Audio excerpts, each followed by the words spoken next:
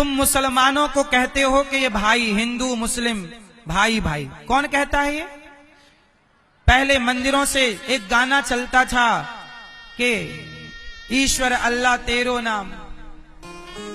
अब बताओ, जो मुसलमान गाय खाता है उसे तो आप अपना भाई कहते हो, लेकिन जो मोची आपका सगा भाई है उसे आप गले लगाने से हिचकिचाते हो। मोची गाय तो नहीं खाता ना, उसका पैतृक काम है चमड़ा निकालना, तुम्हारे लिए जूता बनाना, उसका काम है वो। ये बताओ बताओ, ब्राह्मण गाय को माता मानता है कि नहीं? हाँ या ना में उत्तर जोर से। क्षत्रिय गाय को माता मानता है कि नहीं? जोर से। अरे बोलो ना मेरी मां। बताओ, ब्राह्मण गाय को माता मानता है कि नहीं?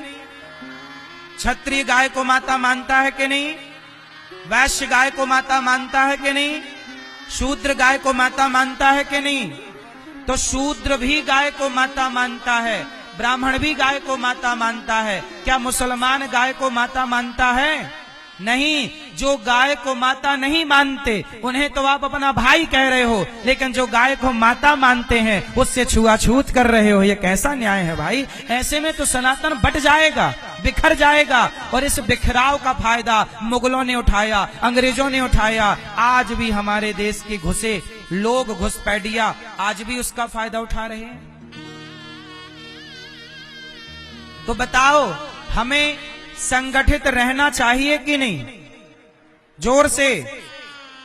कितने लोग मेरी बात से सहमत हैं? हाथ उठा के बताओ। क्या आपस में लड़ना सही है? ब्राह्मण, क्षत्रिय, वैश्य, शूद्र जातियों के नाम पे ना बटो। यदि जातियों के नाम पे बट गए तो अस्तित्व खतरे में हो जाएगा। बांग्लादेश से खदेड़े गए सारे हिंदू, पाकिस्तान से खदेड़ दिए गए सारे हिंदू, कश्मीर से खदेड़ दिए गए कश्मीरी पंडित। याद रखिएगा, आज तो जंग पाकिस्तान से छिड़ी है, कल को जंग यदि भारत के ही गद्दारों से छिड़ जाएगी तो क्या जीत पाओगे? अपनी छाती पे हाथ रख के बताओ कि कल भारत के भीतर, चलो पाकिस्तान तो बाहर है हमसे, उससे लड़ना आसान है, पर कल को भारत के अपने लोग गद्दारी करेंगे, विधर्मी लोग, तो क्या लड़ पाओगे? अपनी बेटियों को सुरक्षित बचा पाओगे? क्योंकि तुम जातियों के नाम पे बटे रहोगे ना। इसलिए कहता हूं, एक अच्छा भारत देखना चाहते हो, एक अच्छे भारत का निर्माण करना चाहते हो, तो सबसे पहले जातियों के नाम से जो बटे हो वो जातियां व्यवस्था के लिए हैं, व्यवस्था तक सही है, इसके आगे जातियों को गले मिल करके रहो भाई भाई। क्यों जी, बात सही है? तो कितने लोग गले मिल के रहेंगे? अपने शूद्र भाइयों को गले लगाओ, शूद्र भाइयों के पास आटा दाल चावल लेकर जाया करो, उनकी बेटी के विवाह में थोड़ा सहयोग किया करो। तुम सहयोग नहीं करते, क्रिश्चियन लोग सहयोग कर देते हैं, तो वो लोग क्रिश्चियन अपना लेते हैं। थोड़ा तुम सहयोग करो ना अपनों का। अपने का साथ हम नहीं देंगे तो कौन देगा? मैं भेद नहीं करता। अच्छा ये बताओ, जब गांव में बच्चा पैदा होता है तो बच्चे, पहले के जमाने में नरा काटने कौन आता था बच्चे का? जोर से मैया बताओ ना मेरी मां। गांव के एक ताई आया करती थी ना, जैसे ताई मां कहते हैं। गांव की एक महिला होती थी जो शूद्र समाज से होती थी, वो तुम्हारे बच्चे का नरा काटती और उसके गले में, मुंह में हाथ डाल के उस बच्चे के मुंह की गंदगी साफ करती और वो तुम्हारे बच्चे को नहलाती। कहते हैं जब तक वो बच्चे को ना नहलाए तब तक तुम्हारा बच्चा शुद्ध नहीं होता। तो सोचो, जिस माता के नहलाने से तुम्हारा बच्चा शुद्ध होता होगा, भला वो माता अशुद्ध कैसे हो सकती है? भला वो शूद्र माता अशुद्ध कैसे होगी बताओ? ये केवल गलत फहमियां पाल ली लोगों ने। ऊंच नीच का बताओ, भगवान राम ने शबरी को गले लगाया कि नहीं? जोर से। क्या शबरी के बेर नहीं खाए राम? क्या निषाद राज को गले नहीं लगाया? जब राम भेदभाव नहीं करते तो हम कौन होते हैं भेदभाव करने वाले?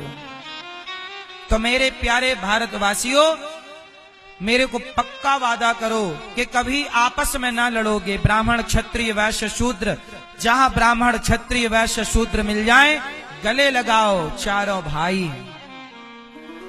कितने भाई हैं? और सुनो, हमारे 4 भाई और हैं, 4 भाई और हैं हमारे। कौन कौन, वो भी सुनो, कंफ्यूज ना हो इसलिए बता रहा हूं। हमारा भाई कौन है? हिंदू और जैन। बोलो जैन। ये जैन कौन है?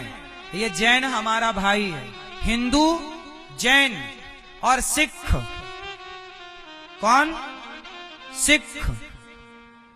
सिख समझते हो ना, पंजाबी पगड़ी, सिख। और चौथे हैं बौद्ध। वो बौद्ध लोग भले अपने को अपना नहीं मानते, लेकिन सच्चाई यही है कि हम 4 भाई ये भी हैं। देखो, जैन लोग भी हम हिंदुओं की तरह ही रहते हैं, वो भी हमारे अपने हैं। वो हिंदुओं की एक शाखा जैन है, हिंदुओं से ही कट करके एक ये हमारे पंजाबी सिख भाई हो गए। गुरु नानक देव जी ब्राह्मण हैं। गुरु नानक देव जी स्वयं कौन है? ब्राह्मण। और वो सब सनातन गुरु ग्रंथ साहब में कई बार भगवान राम का नाम आया है, गुरु ग्रंथ साहब में कई बार भगवान विष्णु का नाम आता है। तो हमारे जो ये पंजाबी भाई हैं, हमारे सिख भाई, ये भी हमारे अपने हैं, कोई पराये नहीं है। तो ये 4 भाई ये हैं। ये चारों, देखो मैंने कई बार ये बात कही कि यदि हिंदुस्तान में कभी कल को मुसलमान हावी हो गया तो मुसलमान हिंदुओं को काटेगा। तो जिस दिन मुसलमान हिंदुओं को काटना शुरू करेगा तो क्या जैनों को छोड़ देगा? तो क्या बौद्धों को छोड़ देगा?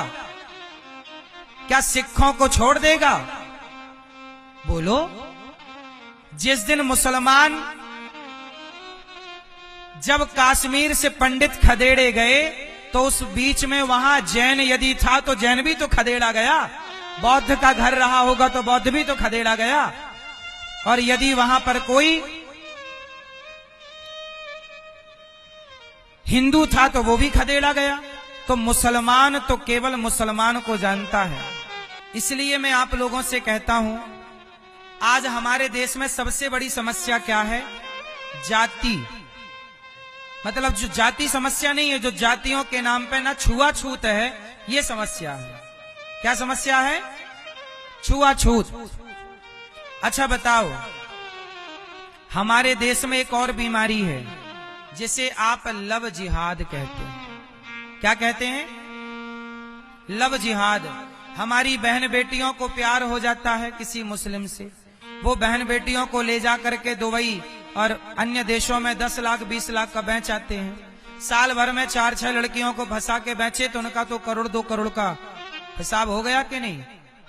लड़कियां भी बाजार में बिकती हैं और लव जिहाद, शादी के नाम पर लड़कियों को प्यार व्यार करके फंसा के, और ये धंधा चल रहा इस देश में। अपनी बेटियों को थोड़ा समझा के रखा करो कि प्यार व्यार के लफड़े में ना पड़े, केवल पढ़ाई करें, पढ़ने के बाद योग्य लड़का देखकर विवाह करो। और बड़े प्रेम से, हमारे यहाँ कहते ना, पानी पियो छान के और विवाह करो जान के। विवाह बड़े जान पड़ताल के करना चाहिए, यूं जल्दबाजी में नहीं। आप अपनी बेटियों को सुरक्षित रखें, अपने बच्चों को सुरक्षित रखें। आज की जो हवा है, इस हवा में हम सबको अपने आप को सुरक्षित तो रखना है। और साथ ही मेरा एक भाव है कि मैं अपनी बेटियों को, जब यहाँ गौरी गोपाल स्कूल बनेगा तो मैं बेटियों को, बेटों को पढ़ाऊंगा, लिखाऊंगा। इंग्लिश और संस्कृत वो अलग है, लेकिन मैं यहाँ पढ़ने वाले बेटा बेटियों को स्वावलंबी बनाऊंगा और बेटियों को ना कराटे जरूर सिखाऊंगा ताकि वो अपनी रक्षा कर सके। कोई लड़का उन्हें छेड़ ना सके, यूं वो 2-4 कोई निपटा सके अकेली। बस बेटियों को थोड़ा मजबूत बनाने की जरूरत है। लेकिन आजकल बेटियों के, आप लोग मजबूत तो बनाते हो बेटियों को, तो वो लड़ती हैं अपनी सास से, मजबूत है तो लड़ रही है, पति से लड़ती है। इतना मजबूत नहीं होना कि सास को पछाड़ दो, सास को नहीं पछाड़ना, ना तो पति को पछाड़ना है। आपको मजबूत इसलिए किया जा रहा है कि कल को कोई नालायक आपकी तरफ गलत दृष्टि रखे तो आप अपनी रक्षा कर सको। आपके भीतर संस्कार हम इतने भरेंगे इस स्कूल के द्वारा कि आप विधर्मियों से तो लड़ लोगी, लेकिन अपने रिश्ते चलाने में आप बहुत अच्छी होंगी या होंगे, लड़के हो लड़कियां दोनों।